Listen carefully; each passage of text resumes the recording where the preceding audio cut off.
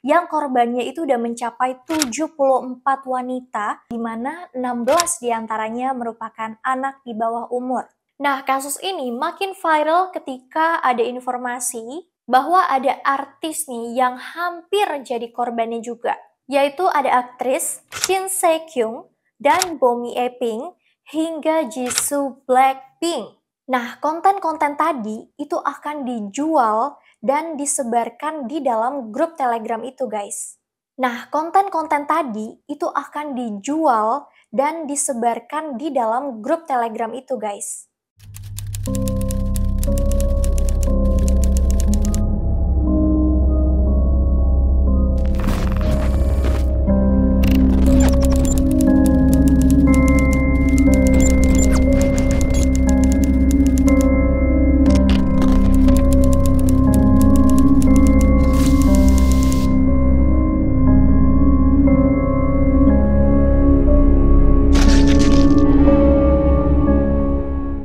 Hai everyone, balik lagi sama gue Fanny di Kena Mental.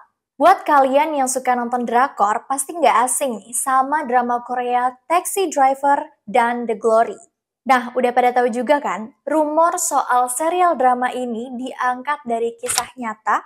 Di video kali ini, gue akan mencoba bahas salah satu kisah nyata mengenai kasus MT Harum. Bahkan, kasus ini diangkat Netflix dalam film dokumenternya yang berjudul Cyber Hell Exposing an Internet Horror. Kita langsung masuk ke ceritanya.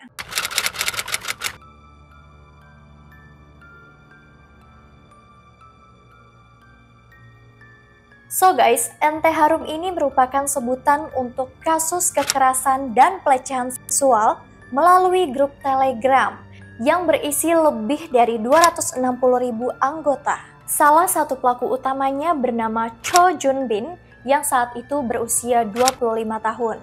Jadi sebenarnya MT Harum ini merupakan grup Telegram yang isinya tuh chat-chat porno gitu guys. Cho Jun ini nge-share video-video mengenai pelecehan seksual dan kekerasan seksual yang korbannya itu udah mencapai 74 wanita, di mana 16 diantaranya merupakan anak di bawah umur.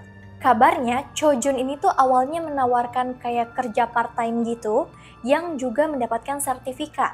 Nah, setelah dapat data diri dari korbannya, dia akan mulai ngancem nih, akan nyebarin identitas korban kalau mereka nggak mau buat konten dalam bentuk foto ataupun video yang berbau sensual. Nah, buat kalian yang belum tahu, di Korea itu tuh emang ada gap untuk privacy masing-masing orang. Jadi bisa dibilang identitas seseorang tuh nggak sembarangan orang tahu. Nah, konten-konten tadi itu akan dijual dan disebarkan di dalam grup Telegram itu guys.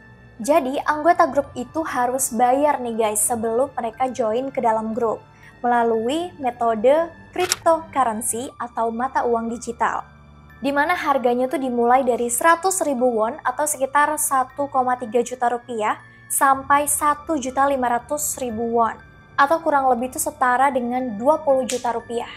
Nah, kalau korban-korbannya ini nggak mau nurut, diancam akan disebarkan konten mereka itu ke teman-temannya dan ke keluarganya juga. Sehingga banyak nih orang yang akan tahu identitas mereka dan mudah untuk mencari mereka lalu memperkosa mereka. Ih, gila ya.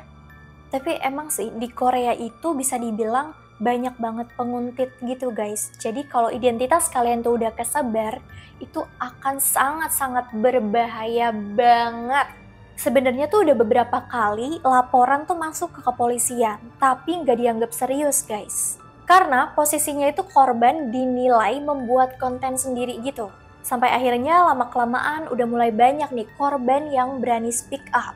Itu pun karena ada salah satu wartawan yang berusaha untuk menelusuri kasus ini guys. Berarti bisa dibilang kalau wartawan yang cuma sendirian itu nggak ada niatan untuk mengungkap kasus ini, bisa jadi kasus ini belum terungkap sampai sekarang.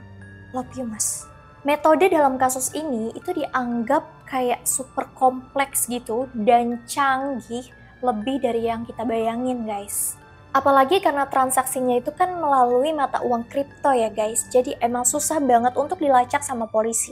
Diketahui Cho Jun ini tuh bertransaksi melalui Monero, yaitu dark coin yang terutama digunakan untuk transaksi ilegal. Misalnya kayak senjata api ilegal, narkoba, dan lain sebagainya. Motifnya, Monero ini dipilih karena data pengguna dan histori transaksi ini tuh emang susah banget untuk dilacak, guys. Sejujurnya gue agak kurang paham sih, tapi kalau kalian ada yang ngerti bisa langsung bantu jelasin di komen ya. Pada 19 Maret tahun 2020, Chojun ini tuh akhirnya ditangkap oleh Departemen Cyber Kepolisian Metropolitan Seoul dan dijatuhi hukuman pidana selama 42 tahun penjara.